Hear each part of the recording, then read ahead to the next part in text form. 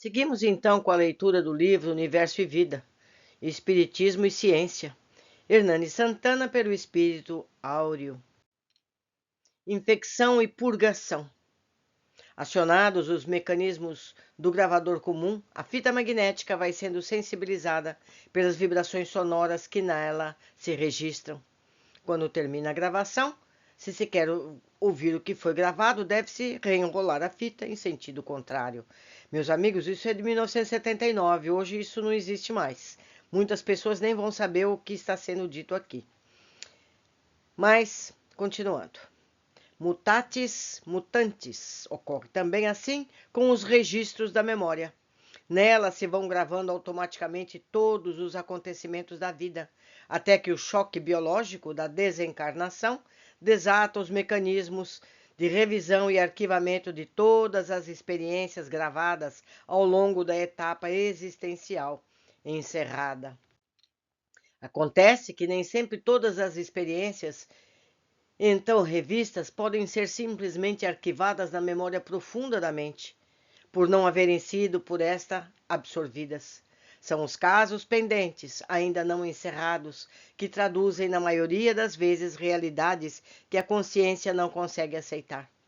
Essa rejeição consciencial gera conflito mental interno ou ingestão psíquica, provocando no espírito o reconhecimento do erro e o consequente remorso, ou o que é pior, a orgulhosa ou cega ratificação do erro, causadora de revolta e empedernimento.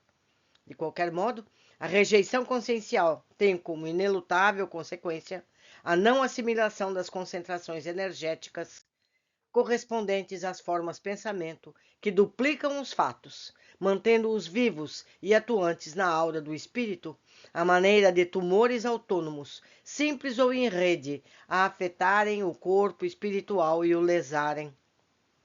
No caso do remorso, o tumor se transforma em abscesso energético, a exigir imediata drenagem. No caso do empedernimento, o tumor cria carnicão e se estratifica, realimentando pela continuidade dos pensamentos forçadamente, arrastando o espírito a longas incursões no despenhadeiro da revolta, onde não raro se transforma transitoriamente em demônio a serviço mais ou menos prolongado das trevas. As operações de drenagem psíquica são dolorosas, variam de tempo e intensidade, caso por caso, mas resultam sempre na recuperação relativa do espírito para futuras retificações de conduta, sem prejuízo da continuidade, a breve trecho da sua marcha evolutiva ascensional.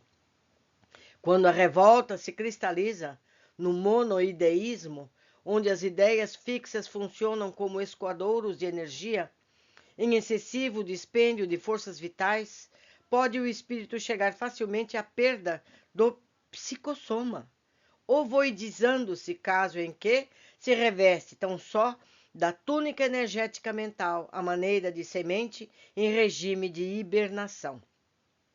Meus amigos, todas as pessoas que leem a série André Luiz veem a série de casos de espíritos em estado de ovoide.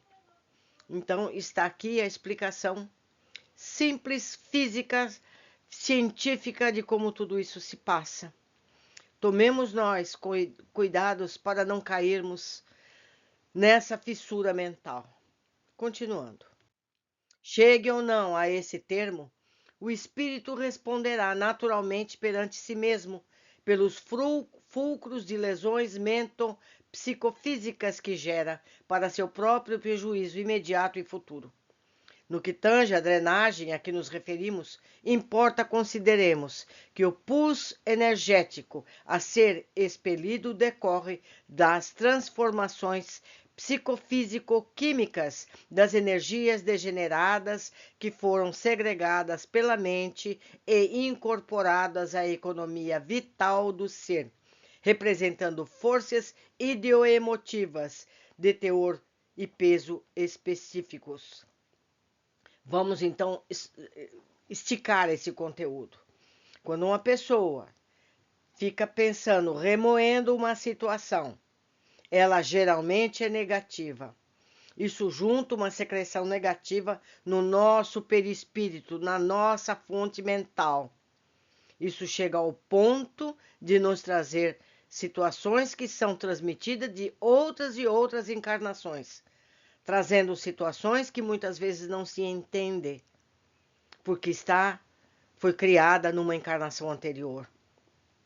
Então, meus amigos, mais uma vez repito, tomemos cuidado para não começarmos uma situação semelhante e vamos entender em nós ou nos outros essa situação existente. Continuando. Necessário entendamos que as forças pensamento nem sempre são concentrações energéticas facilmente desagregáveis, conforme a natureza ideoemotiva de sua estrutura e a intensidade e constância dos pensamentos de que se nutrem, podem tornar-se verdadeiros cânceres monstruosos, seres automatizados e atuantes, certamente transitórios, mas capazes, em certos casos, de subsistir até por milênios inteiros de tempo terrestre antes de desfazerem-se. Cito novamente o livro Formas Pensamento, C.W. Leadbeater, disponível na internet a quem quiser. Os que acharem mais prático podem ver aqui no nosso canal a leitura desse livro com todas as imagens, ou me pedirem o livro que eu mando em PDF. É precioso o ensinamento, principalmente depois de terem lido esse livro e perceberem a gravidade dessas situações. Continuando a leitura. A expiação de que fala a doutrina espírita não é senão a purgação purificadora do mal que infectou o espírito. Este, através dela, restaura a própria saúde e se liberta das impurezas que o afligem e lhe retardam a felicidade. Vale lembrar, meus amigos, que esse espírito que renasce com essa situação, nasce bebê, nasce criança. Então a gente entende situações em que essas crianças já nascem com determinados problemas, crescem com determinados problemas, porque isso vem de uma, duas, três, várias encarnações passadas. Não vamos permitir que sejamos nós o início de uma nova situação para as nossas futuras encarnações. Seguindo. Notemos, porém, que os mecanismos expiatórios não obedecem a uma fórmula única.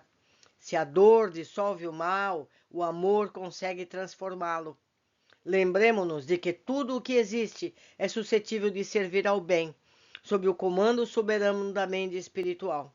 O mal, seja qual for a sua natureza, é sempre apenas uma degenerência do bem. Nota de Thyssen. Paz conosco. É uma psicografia a mais sobre esse assunto. Vamos lá. Paz conosco. Realmente o bem absoluto jamais degenera. Entretanto, o bem absoluto é exclusivamente divino. A lição de Jesus é clara. Só Deus é bom. Na relatividade dos valores universais, tudo está sempre evoluindo. O que importa dizer, tudo está em permanente transformação, longe daquela definidade ideal do absoluto. Gerar é formar, degenerar é deformar. O mal, a rigor, é sempre isso, uma enfermação, uma degenerência, um aviltamento do bem, sempre de natureza transitória. Ele surge da livre ação filiada à ignorância ou à violação, que corresponde a uma amarga experiência no aprendizado ou no aprimoramento do espírito imortal. É necessário termos em conta que Deus só cria o bem, e como é Deus o Pai de toda a criação, tudo é sempre essencialmente bom. O bem é a substância intrínseca de tudo quanto existe. O mal é a sua deformação transitória, que sempre é reparada por quem lhe dá a causa, rigorosamente de acordo com a lei de justiça imanente da criação divina. Apesar disso, sempre que uma ideia exige mais tempo para ser compreendida ou aceita pelos companheiros de nossa equipe, entendo que meu dever é evitar insistir em sua elucidação, para não suscitar dificuldades evitáveis ou constrangimentos sem proveito. Ademais, nenhum de nós é infalível, e no seu caso particular, reconheço-me de muito poucas luzes, sujeito a frequentes enganos. Peço-lhes desse modo retirar do texto número 7, ou seja, este, da série que assino, as expressões que foram objeto de reparo, agradecendo pela cooperação e pela tolerância com que tenho sido honrado, peço ao Senhor Jesus que nos abençoe agora e sempre. Assina Áureo. Estranhando expressões usadas pelo espírito autor, degenerência do bem. Fizemos-lhe a observação que nos valeu a resposta acima. 6 de agosto de 1976. A sugestão de retirar do último parágrafo aquelas expressões, preferimos, à guisa de novo ensinamento, reproduzir aqui as palavras esclarecedoras de Áureo, que o próprio leitor avaliará. A direção de O Reformador, porque a essência de toda a criação repousa na suprema perfeição do amoroso Criador dos universos. Meus amigos, precisamos ter muita responsabilidade em tudo que falamos, escrevemos e transformamos. E eu quero lembrar mais uma coisa. Não sejamos nós o criador do ódio em outra pessoa. Não sejamos nós o criador do mal pensar em outra pessoa. Não sejamos nós criadores de problema em outras pessoas. Então sejamos sempre responsáveis em tudo aquilo que provocamos nos outros, porque seremos também responsáveis por essas atitudes que o outro fará. Como tenho dito em outros textos nesta leitura, quando um político, quando um motivador, quando um monitor, um sacerdote, qualquer pessoa faz um discurso que arrasta centenas e milhares de pessoas, essas pessoas agirão equivocadamente, mas esse que pronunciou a primeira vez é o mais responsável. Não sejamos nós aquele que semeia esses pensamentos. Responsabilidade. Por hoje ficamos aqui, aguardo a companhia de todos vocês na sequência desse estudo.